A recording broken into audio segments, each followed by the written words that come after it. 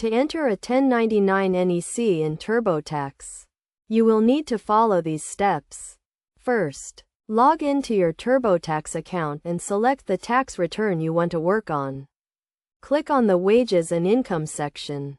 Then select the option to add a new 1099. Choose the type of 1099 you received. In this case, a 1099 NEC for non-employee compensation.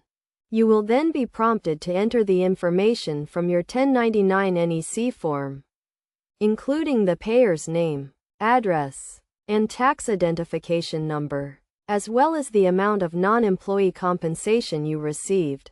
Make sure to enter this information accurately, as it will be used to calculate your tax liability. If you have multiple 1099 NEC forms, you will need to add each one separately.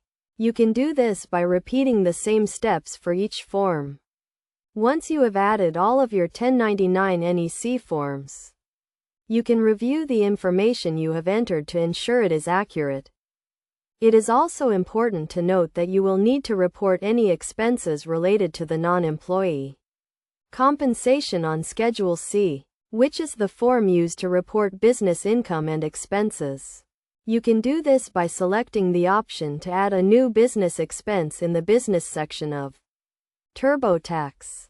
By following these steps, you can easily enter your 1099 NEC information in TurboTax and ensure that your tax return is accurate and complete. Remember to always keep a copy of your 1099 NEC forms and any other tax-related documents, as you may need to refer to them if you are audited. TurboTax will guide you through the process of entering your 1099 NEC information and will also help you to determine if you are eligible for any deductions or credits related to your non-employee compensation. By using TurboTax to prepare your tax return, you can ensure that you are taking advantage of all the deductions and credits you are eligible for, and that your tax return is accurate and complete.